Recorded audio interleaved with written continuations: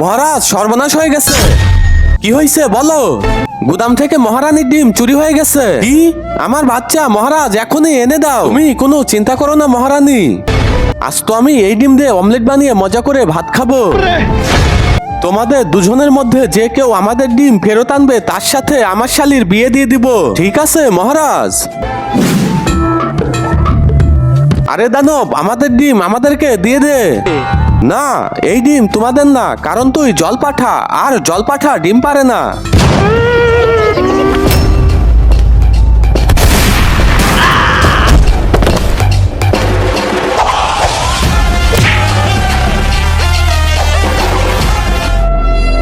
আরে ভাই, এর মধ্যে তো অনেকগুলা ডিম, এর মধ্যে মহারানীর ডিম কোনটা কিভাবে ঠিক পাবো? তাহলে এক কাজ করি, সবগুলা ডিম নিয়ে যাই, মহারানী ঠিক চিনতে পারবে এতগুলা ডিমের মধ্যে তার ডিম কোনটি। আবে দাঁড়া।